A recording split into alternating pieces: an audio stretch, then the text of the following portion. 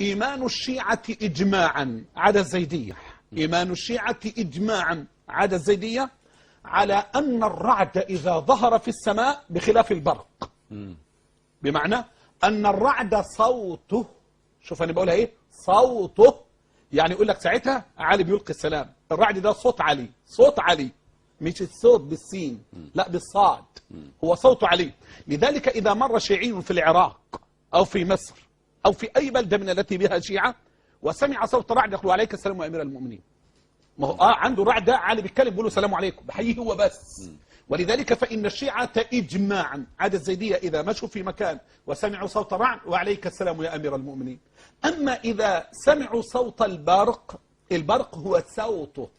ده الكرباج بقى، البرق اللي بيجيب نار وتعمل، يقول لك هو الآن يجلد معاوية، هو الآن يجلد أبا بكر، والآن يجلد عمر، والآن يجلد عثمان، ويقول زد يا أمير المؤمنين، زد يا أمير المؤمنين. ولذلك ده عوامهم ومثقفوهم، عوامهم وسادتهم وأئمتهم وكبارهم اتفاقا.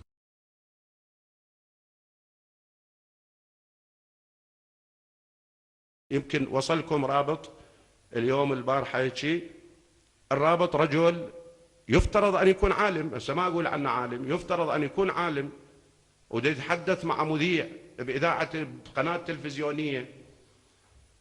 يقول له هذول مشكلة الشيعة، تعرف شنو؟ يقول له عموم الشيعة، عموم الشيعة، يقول له الآن بالعراق لو تمشي بالعراق، هسه أنا استهجنت الوضع لأنه أنا ابن العراق، يقول له بالعراق إذا صار رعد، الرعد مال الغيب من تغيم الدنيا وترعد، إذا صار رعد رأسا يرفع بصر الشيعي بالنجف بكربلاء في كل العراق، عموم العراق وعموم الشيعة، هو يقول له والرابط موجود، يقول له السلام عليك يا أمير المؤمنين، لأن هذا صوت علي بن أبي طالب. وإذا صار البرق يقول له يرفع صوته خايف، يرفع وجهه، يقول له ليش خايف؟ هذا المذيع يسأله، يقول له لأن عندهم البرق هذا صوت علي، مو صوت، صوت علي، وهو يجلد أبي بكر ويجلد عائشة ويجلد عمر، فيقولوا له اجلد يا أمير المؤمنين. ما تستحي، ما تخجل، أنت وين تحكي مع ناس بالقارة القطبية، تحكي مع ناس متخلفين، ونحن عايشين بالعراق وعايشين بالكويت وعايشين في دول الخليج وعايشين في مركز التشيع ومهد التشيع، ما سمعنا هذا،